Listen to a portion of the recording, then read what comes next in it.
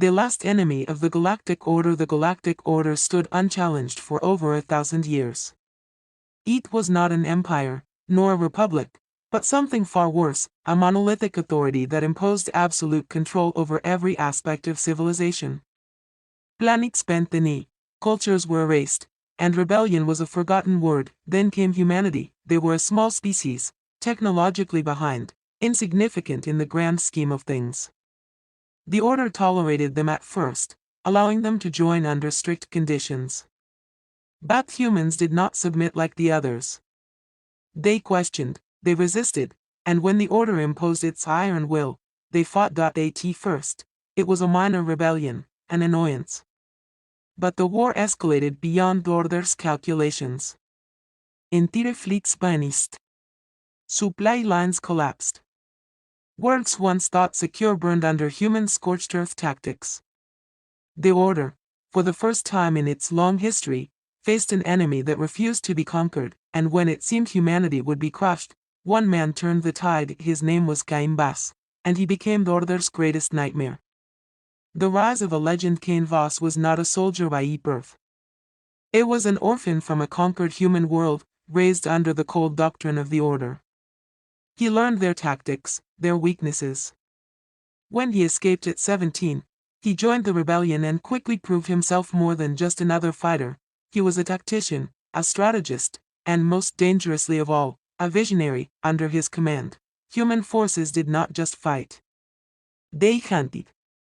Voss orchestrated a campaign of terror, targeting the Order's high officials, infiltrating their bastions, and turning their own technology against them.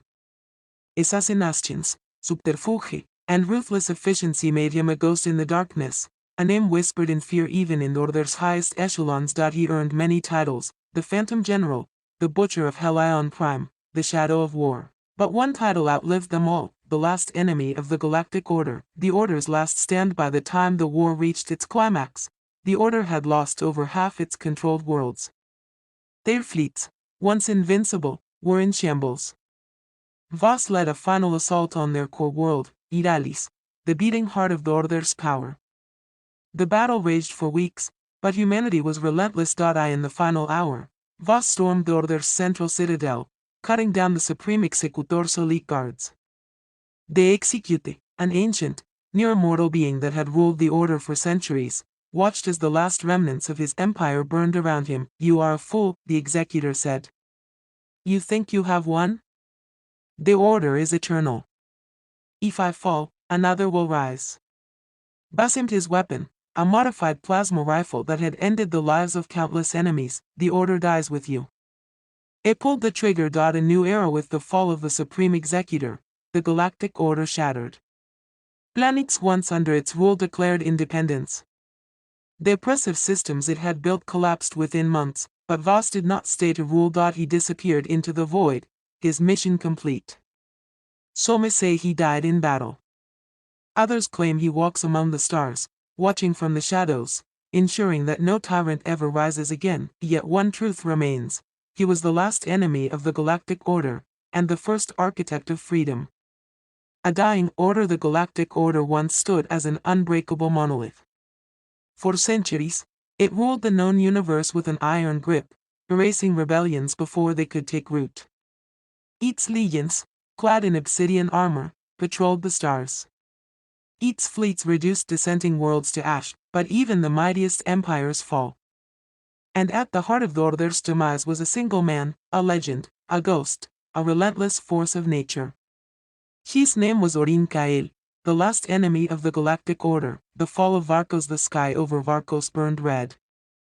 A fleet of Order warships unleashed hellfire upon the city-sprawled world, determined to wipe out the last remnants of rebellion. Civilians screamed as orbital bombardments turned entire districts into craters. In the depths of a collapsing skyscraper, a soldier staggered through the smoke. Orin Kael. His blackened armor bore the insignia of a resistance long thought crushed. His rifle hummed with depleted power, and his breath came in ragged gasps. Beside him, Captain Lena Voss, his second in command, pressed her hand against a wound in her side. "This is it, Orin," she coughed. "Barcos is gone. We lost." Orin clenched his jaw. No, he growled. Not yet. From above, Lorder's high executor, Lord Adrastus, watched from the bridge of his flagship. His mechanical eye scanned the ruins below, searching for a body, Gael's body. Make sure he's dead, Adrastus commanded. I want his head delivered to me personally. But Orenkale was already gone. The Phantom War for the next 5 years, Orenkale became a myth. Officially, he was dead. Unofficially, he was the Order's greatest nightmare. It waged a one-man war, striking from the shadows, destroying supply lines, crippling fleets, assassinating high-ranking officials. Every time the Order claimed victory, Oren reminded them of their failure. His legend grew. Planets under the Order's rule began whispering his name, and then, the whispers became flames. Worlds rose in defiance, emboldened by the knowledge that somewhere out there, Orin Kael was still fighting. The Galactic Order responded with brutality, but the more they crushed, the more resistance spread. Lord Adrastus watched his empire unravel. It's just one man, he snarled. How is this possible? Batboren was never just one man. It had become something greater. A symbol. The last battle. The Order's final stronghold was Prime Nexus, a fortress world encased in steel and guarded by an armada of warships. If it fell, the Order would die with it. Oren led the charge. A million rebels, pirates, and defectors followed him. The battle shook the heavens. As fleets clashed, Oren and his strike team stormed the fortress. Explosions ripped through the corridors as he fought his way to the throne room, and there, waiting for him, was Lord Adrastus. You should have stayed dead, Adrastus growled, igniting a plasma blade. Oren raised his own. So should your empire. Their duel was brutal. Blades clashed, sparks flying in the darkness. Adrastus was stronger, but Oren fought with the fury of every world the Order had crushed, every life it had stolen. With a final strike, he drove his blade through Adrastus' chest. The High Executor collapsed, his empire crumbling around him. Epilogue. A new dawn. The Galactic Order was no more. Its fleets abandoned, its armies disbanded, its fortress worlds liberated, and Orin Kael, he vanished. Some say he walked into the void, never to be seen again.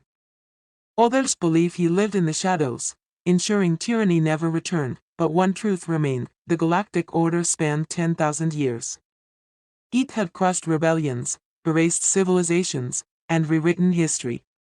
It was absolute. Umbriacable.